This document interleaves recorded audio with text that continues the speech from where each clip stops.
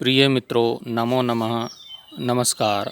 मैं संजीव कुमार कोहली आज आपके लिए लेकर आया हूँ रसखान जी के सवैये, जो कि हमारी कक्षा 9 की पुस्तक क्षितिज के काव्यखंड में निर्धारित 4 सवैयों में से एक है।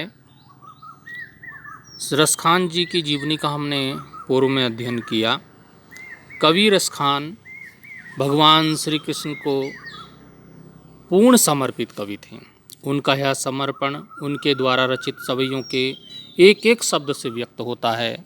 श्री कृष्ण के प्रति उनके समर्पण को व्यक्त करते हुए 4 सवैयों का यहाँ हमारे पाठ्यक्रम में संकलन किया गया है। रसखान जी श्री कृष्ण जी के प्रति इतने समर्पित थे कि वो इस सवैये में कहना चाहते हैं कि हे मेरे देव कृष्ण जी, मैं अगले जन्म में भी आपके ही संपर्क में, आपके सानिध्य में रहना चाहता हूँ। प्रथम सवैये में वे अगले जन्म में भी ब्रज भूमि में ही रहने की इच्छा रखते हैं, चाहे वे ग्वाल बाल बने, चाहे नंद की गायें बने, चाहे पत्थर बने, चाहे पक्षी बने। ईश्वर उन्हें चाहे जिस रूप में भी जन्म दे, वे ब्रज भूमि से अपना संबंध हर हाल में जुड़ा रखने चाहते हैं। आइए इसके प्रथम सवैये के भावार्थ को समझते हैं। मानुष हूँ तो वही रसे खानी, बसों ब्रज गोकुल गाँव के गवारन। कवि कहते हैं, कवि रसखान जी कहते हैं, ब्रजभूमि के प्रति अपना अनुराग प्रकट करते हुए कहते हैं, यदि मैं अगले जन्म में मानुष होता मनुष्य होऊं बनूं, यदि मैं अगले जन्म में मनुष्य बनूं तो वही रस खानी, तो वही रसखान बनूं। अगले जन्म में भी मैं रसखान बनूं, आपका भक्त बनूं। बसों ब्रज, बसों में निवास करूं। ब्रज जहाँ श्री कृष्ण जी बचपन में रहे, वहीं पर गोकुल गांव में, गोकुल गांव के गवारन, वहीं ब्रज के गोकुल गांव के गवालों के बीच में रहूं। वहीं पर मैं बसों निवास करूं, रहूं, निवास करूं गवालों के साथ। रसखान जी कहते हैं कि यदि मैं अगले जन्म में मनुष्य बनूं तो वही रसखान बनूं, और गोकुल गांव के, ब्रज के गोकुल गांव के गवालों के साथ में बसों मैंने निवास करूं, वहीं पर मैं निवास करूं। अगली पंक्ति में, जो पासु हो तो कहा बस मेरो। रसखान जी कहते हैं, यदि मैं अगले जन्म में पशु रूप में जन्म लूं, यदि मैं अगले जन्म में पशु के रूप में जन्म लूं तो मेरा क्या बस है, इसमें तो मेरा कोई बस है ही नहीं। तो मेरा तब भी आपसे यही कहना है, तो मेरा बस तो यही कहना है कि मैं गाय के रूप में जन्म लूं, और गाय के रूप में जन्म लेकर क्या करूं, चरूं नित्यानंद की धेनु मंझारन। चरूं मैंने चरूं, घास चरूं, चुगूं। मेरा यही एक, मेरे मन में यही इच्छा है, मेरा यही कहना है प्रभु, कि यदि मैं अगले जन्म में पशु बनूं तो मैं चरूं नित्य नंद की, नित्य मन प्रतिदिन नंद बाबा की धेनु, धेनु होता गाय, मंझारन मतलब साथ में, बीच में, मध्य में। तो मैं क्या करूं, नंद बाबा की गायों के साथ ही चरूं, चुगने जाऊं। मेरा तो बस यही कहना है, मैं गाय के रूप में जन्म लेकर प्रतिदिन नंद की गायों के बीच ब्रज भूमि में ही विचरण करूं। तो आगे रसखान जी कहते हैं पाहन हूँ तो, पाहन मैंने पत्थर, पाहन हूँ यदि पत्थर बनूं, अगले जन्म में यदि मैं पत्थर बनूं तो वही गिरी को, वही मैंने उसी, गिरी होता पर्वत, उसी पर्वत का पत्थर बनूं। यदि मैं अगले जन्म में पत्थर बनूं तो उसी पर्वत का पत्थर बनूं। जो कियो, जो किया, हरि छत्र, हरि श्री कृष्ण जी ने छत्र मैंने छत के रूप में पुरंदर इंद्र जी के कोप से बचने के लिए धारण मैंने धारण किया था। इस पंक्ति का अर्थ ये हुआ कि हे प्रभु, हे कृष्ण जी, हे मेरे श्री कृष्ण जी, यदि ईश्वर मुझे अगले जन्म में पत्थर बनाए तो फिर उसी पर्वत का पत्थर बनाए जिसे गोकुलवासियों को इंद्र के कोप से बचाने के लिए कृष्ण जी आपने छत्र या छत्री के रूप में अपनी उंगली पर धारण कर लिया था। तो एक बार की बात है कि इंद्र के कोप से बचाने के लिए श्री कृष्ण जी ने गोवर्धन पर्वत को अपनी उंगली पर धारण कर लिया था।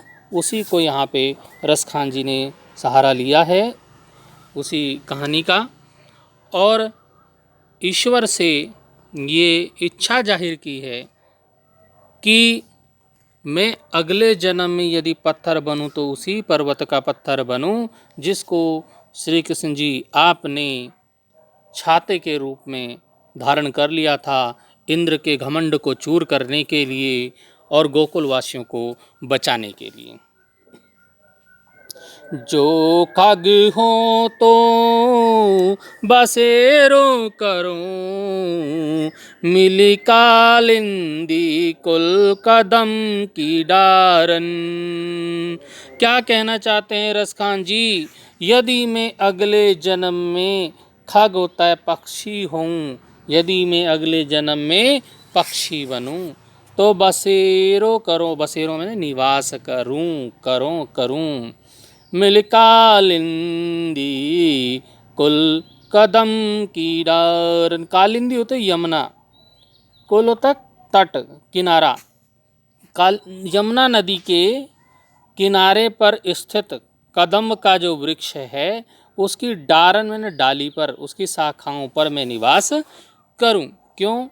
क्योंकि ये कहा जाता है कि श्री कृष्ण जी यमुना के किनारे, कालिंदी के किनारे एक कदम का वृक्ष था, उस पर बैठकर या उसके नीचे खड़े होकर बंसी बजाते थे, अपनी बांसुरी बजाते थे, जिससे सारे पशु पक्षी सब मंत्र मुग्ध होकर उनकी बांसुरी की ध्वनि को सुनने आ जाते थे।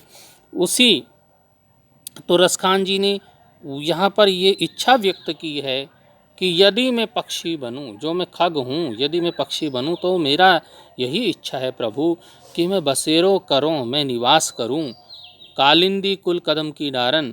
मैं कालिंदी नदी के किनारे, यमुना नदी के तट पर जो कदम का वृक्ष है उसकी शाखाओं पर ही निवास करूं। आइए करते हैं दूसरे सवैये का वाचन। या लकुटियर कामरिया पर राजतिहूँ पुर को तजिडारूं, आठों सिद्धि नवो निधि के सुख नंद की गाय चराई बिसारों।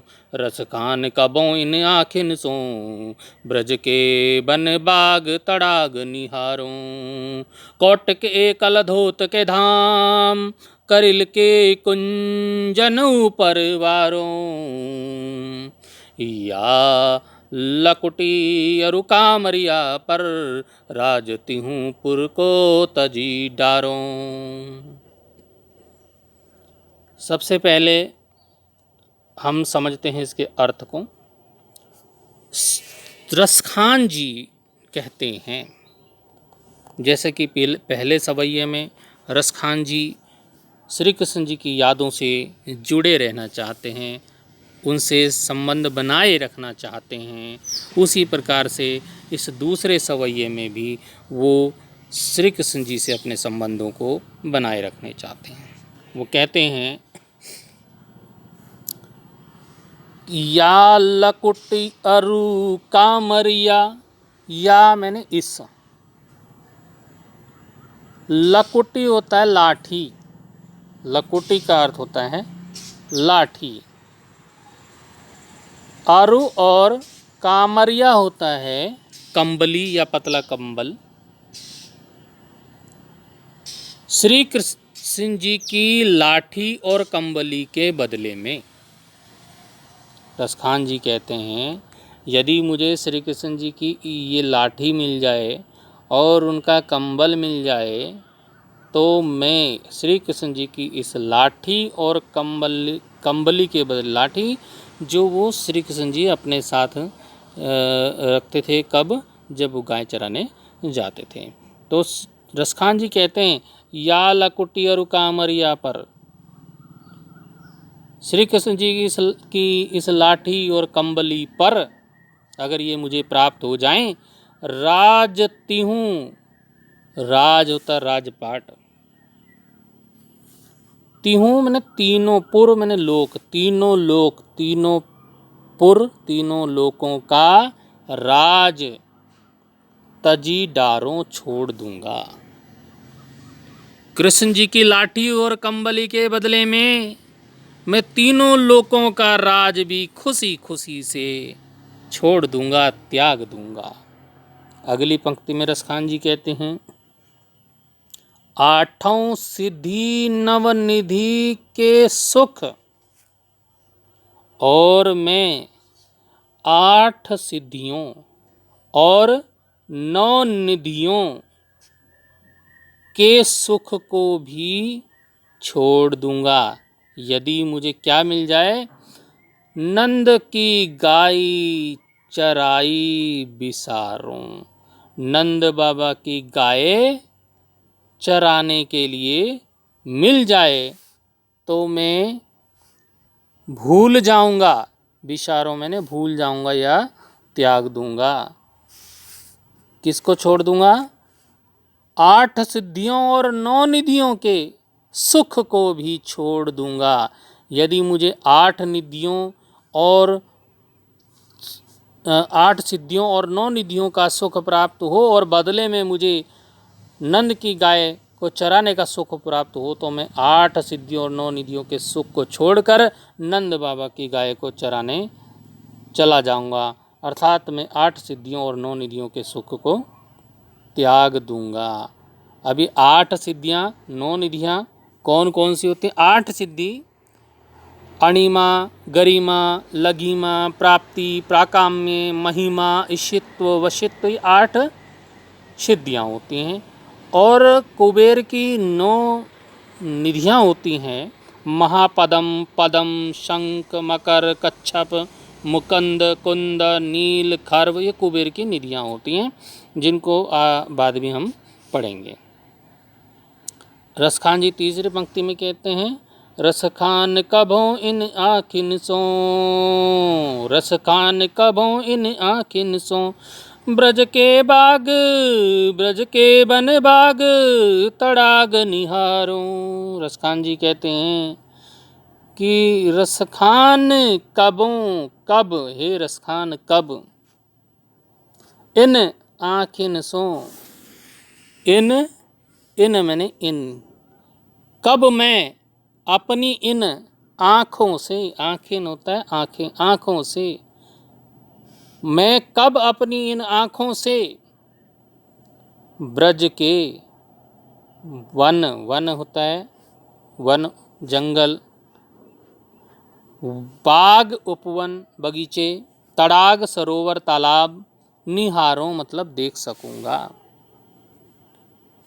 कब मैं अपनी आँखों से ब्रज प्रदेश के वनों, उपवनों और सरोवरों को देख सकूंगा। अगली पंक्ति में कहते हैं, कौटिक एकल धूत के धाम, कोटिक, कोटिक होता है करोड़ों। कलधोत, कलधोत होता है सोने से बने हुए, सोना या जिसको स्वर्ण भी बोलते हैं, सोने से बने हुए। धाम, धाम होता है घर या महल। कोटिक ए कलधोत के धाम, कोटिक करोड़ों कलधोत के धाम, करोड़ों सोने से बने हुए घर मैं निछावर कर दूंगा। काहे पर? करील के कुंजन ऊपर वारों। यदि मुझे ब्रज भूमि के करील के लता मंडप झुंड, करील के वृक्षों के झुंड मिल जाएं, लता मंडप मिल जाएं, तो उनके ऊपर में करोड़ों सोने से बने हुए घर भी निछावर कर दूंगा। रसखान जी क्या कहना चाहते हैं? रसखान जी कहना चाहते हैं कि करील के घने लता मंडपों को देखकर तो मन होता है कि इनमें निवास करने के लिए करोड़ों सोने के महलों भवनों को भी इन पर निछावर कर दूं। तो रसखान जी क्या चाहते हैं? रसखान जी ये कहते हैं कि यदि मुझे श्री कृष्ण जी की लकुटी और कंबली मिल जाए तो मैं तीनों लोकों का राज भी छोड़ दूंगा। और यदि मुझे 8 सिद्धियां और 9 निधियों के सुख को छोड़ना पड़े तो मैं छोड़ दूंगा, पर उसके बदले में क्या मिल जाए? नंद की गाय चराए बिसारों। मैं नंद की गाय मुझको चराने के लिए मिल जाएं तो मैं भूल जाऊंगा, बिसारों भूल जाऊंगा। क्या भूल जाऊंगा? 8 निधियों और 8 सिद्धियों और 9 निधियों के सुख को भी मैं क्या करूंगा? भूल जाऊंगा। अगली पंक्ति में कि रसखान जी कहते हैं कि मैं कब इन आँखों से ब्रज के वन उपवन और सरोवरों को निहार सकूंगा, देख सकूंगा। अगली पंक्ति में कहते हैं कि कोट के कलधोत के धाम, करोड़ों सोने के महलों को भी मैं वार कर दूंगा, निछावर कर दूंगा करील के कुंजनों पर। यदि मुझे ब्रजभूमि के करील के लता मंडप मिल जाएं तो मैं उनके लिए मैं करोड़ों सोने के महल भी त्याग दूंगा। तो रसखान जी श्री कृष्ण जी के प्रेम में इतने डूबे हुए हैं कि वो उनकी एक एक वस्तु से इतना प्रेम करते हैं कि वो सब कुछ, सारे सुख, दुनिया के सारे सुख उसके सामने कुछ भी नहीं है। मोर पखा सिर ऊपर राखियों, गुंज की माल गरे पहिरोंगी, ओढ़ी पीतंबर ले लकुटी बन, गोधन गवार निसंग फिरोंगी। भाव तो वो ही मेरो रस खानी, सो तेरे कहे सब स्वांग करोंगी। या मुरली मुरलीधर की अधरान धरी अधरान धरूंगी। या मुरली मुरलीधर की अधरान धरी अधरान धरूंगी। तो आइए इसका अर्थ जान लेते हैं। रसखान जी कहते हैं कि एक गोपी, एक सखी दूसरी गोपी सखी से श्री कृष्ण जी का स्वांग रचने के लिए कहती है, श्री कृष्ण जी का वेश धारण करने के लिए कहती है। तो दूसरी सखी अपनी अंतरंग सखी, अपनी गहरी मित्र सखी से कहती है कि हे सखी, मैं कृष्ण के प्रेम में, कृष्ण के प्रेम में मोर पखा, मोर पखा मतलब मोर के पंख का, मोर के पंख से बना हुआ मुकुट जो श्री कृष्ण जी पहनते थे, सिर ऊपर राखियों, सिर के ऊपर रख लूँगी। हे सखी, मैं कृष्ण के प्रेम में अपने सिर पर मोर पंखों का बना हुआ मुकुट पहन लूँगी। गुंज की माल गरें पहिरोंगी। गुंज की माल, गुंज एक पौधे पर उगने वाला विशेष प्रकार का लाल रंग का दाना होता है। तो कहते हैं श्री कृष्ण जी उन गुंजा की जो है माला अपने गले में पहनते थे, इसलिए सखी कहती है कि गुंज की माल, गुंज की माला, गुंजा की माला, यानी कि उन लाल दानों से बनी हुई, लाल रंग के दानों से बनी हुई माला में गरे मैंने गले में पहिरूंगी, पहन लूँगी। हे सखी, मैं कृष्ण के प्रेम में अपने सिर पर मोर पंखों का बना मुकुट पहन लूँगी, अपने गले में गुंजा की माला डाल लूँगी। काय के लिए? कृष्ण का रूप धारण करने के लिए। और कृष्ण का के समान रूप धारण करने के लिए क्या करूँगी? ओढ़ी पीतंबर, ओढ़ लूँगी या पहन लूँगी। पीतंबर होता है पीले वस्त्र। श्री कृष्ण का रूप धारण करने के लिए मैं कृष्ण के ही जैसे पीले वस्त्र भी धारण कर लूँगी। और क्या कहूँ? ले लकुटी, ले मैंने लेकर, लकुटी होता लाठी, लाठी लेकर वन जंगल वनों में गोधन होता है गायें, गायों का धन यानी कि गाय रूपी धन जिनको गाय बोलते हैं, ग्वारनी ग्वाले संग साथ में फिरोंगी, मतलब घूम लूँगी, घूमूंगी। हे सखी, कृष्ण का सा रूप धारण करने के लिए मैं कृष्ण के ही जैसे पीले वस्त्र धारण कर लूँगी। और क्या कहूँ, मैं तो कन्हैया की तरह अपने हाथों में, कृष्ण की तरह अपने हाथों में लाठी लेकर गायों और ग्वालों के संग वन उन्हें चराती हुई घूम लूँगी। भाव तो होता है मतलब अच्छा लगना, भाव तो मैंने अच्छा लगता है। वह श्री कृष्ण मेरे मन को बहुत अच्छा लगता है। वो ही मेरो रस खानी, वो रस खानी, रसखान रसों की खान श्री कृष्ण जी को भी बोला जाता है। रसखान, रसों की खान अर्थात श्री कृष्ण। भाव तो वो ही मेरो रस खानी, वो श्री कृष्ण मेरे को मुझे बहुत अच्छा लगता है। वह कृष्ण मेरे मन को बहुत लुभाता है, अर्थात उससे मुझे बहुत ही प्रेम है। सो होता है इसलिए तेरे कहने से, हे सखी मैं तेरे कहने से सब स्वांग करूँगी, सब स्वांग कर लूँगी। स्वांग करना होता है भेष बदलना, वेश बदलना या नाटक करना, रूप धारण करना, भेष बनाना, नाटक करना, सब स्वांग।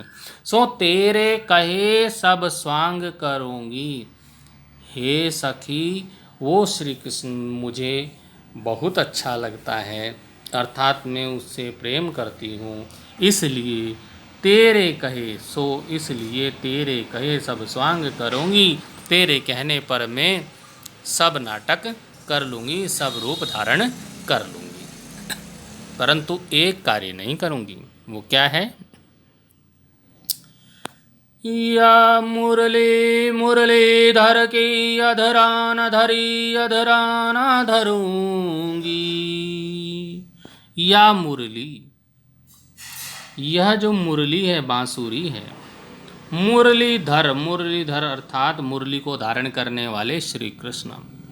यह जो मुरली है, ये जो बांसुरी है मुरलीधर की अर्थात श्री कृष्ण की, अधरान धरी, अधरान मन होठों पर रखी हुई, धरी मन रखी हुई, अधरों पर या होठों पर रखी हुई। अधरान न धरूंगी, अपने अधरों पर, अपने होठों पर ना धरूंगी, नहीं रखूंगी। क्या कहती है गोपी? गोपी कह रही है कि हे सखी, तेरे कहने से मैं सब स्वांग कर लूंगी, लेकिन या मुरली मुरलीधर की, ये मुरली जो मुरलीधर की है, मैं सब काम कर लूंगी, सब रूप धारण कर लूंगी, लेकिन हे सखी, कृष्ण ने जिस मुरली को अपने होठों पर रखा था, उस मुरली को मैं किसी भी स्थिति में अपने अधरों पर स्थान नहीं दे सकती। अधरान धरी, अधरान धरूंगी।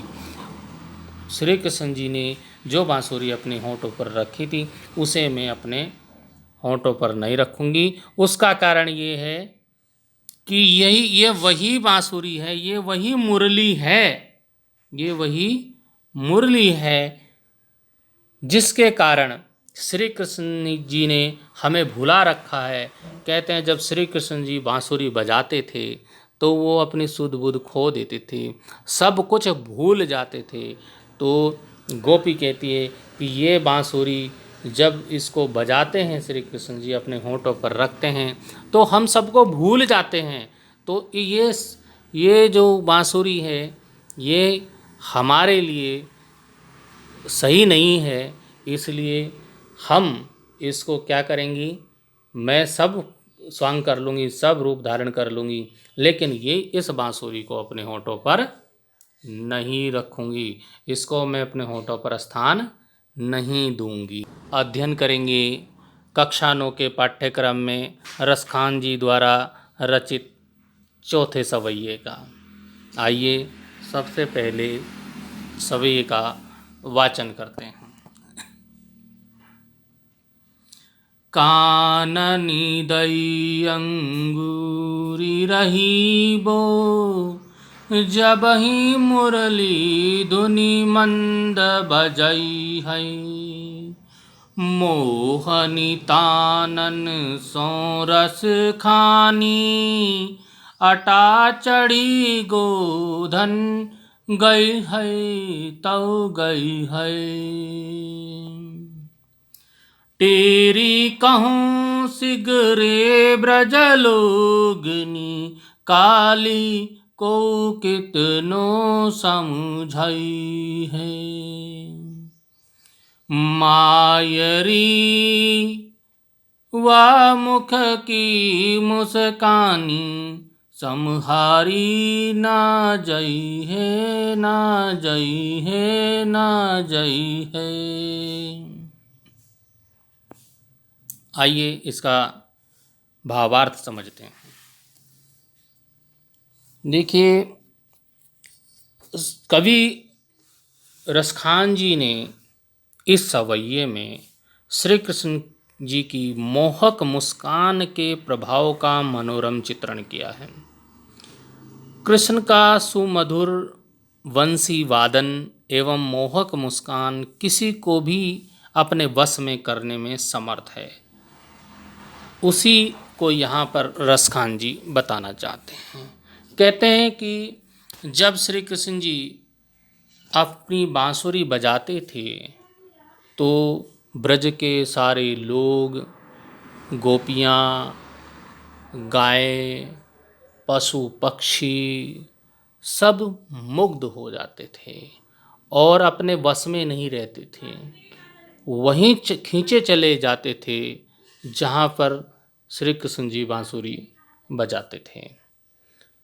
तो उसी को, बांसुरी को सुनकर इस सवैये में एक गोपी कह रही है, गोपी श्री कृष्ण की मधुर मुरली की तान से भयभीत है, उसे डर है, गोपी को डर है कि वह मुरली की धुन सुनकर अपने वश में नहीं रह पाएगी।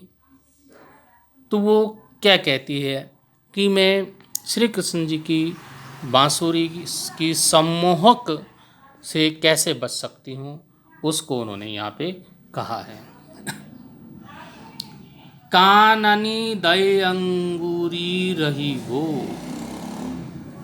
एक गोपी कह रही है, भयभीत गोपी कह रही है कि जब श्री कृष्ण जी कृष्ण की सम्मोह को मुरली धुन से व्याकुल होकर, एक गोपी कहती है, अपनी दूसरी सखी से कह रही है, हे सखी, जब श्री कृष्ण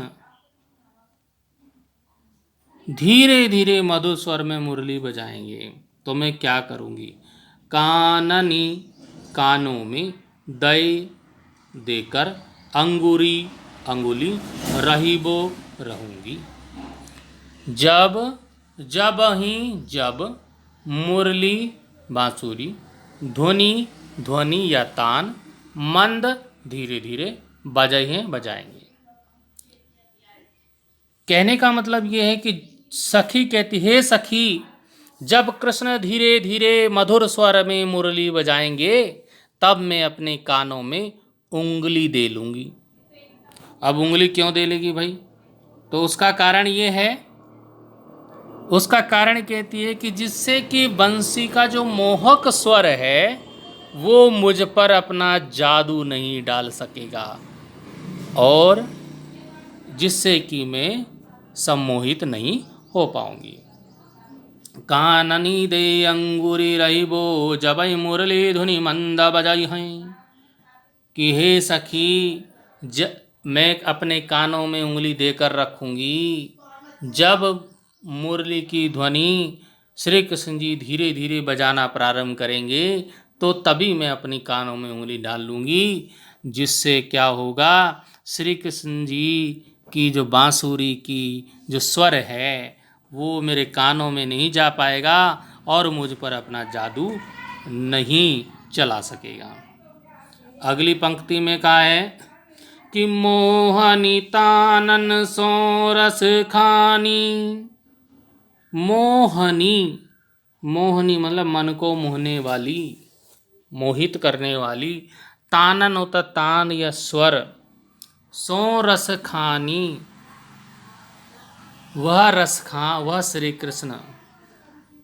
फिर जब मैं कानों में उंगली डाल लूँगी तो फिर वह मनमोहन कृष्ण, मन को मोहने वाला मोहन, मनमोहन कृष्ण, चाहे अट्टा, अट्टा होता है बड़े बड़े महल, चढ़ कर, महलों पर चढ़कर या किसी ऊंचे स्थान पर चढ़कर, इमारतों पर चढ़कर, गोधन, गोधन एक प्रकार का गीत, लोकगीत कहलाता था गोधन, गहे तो गहे।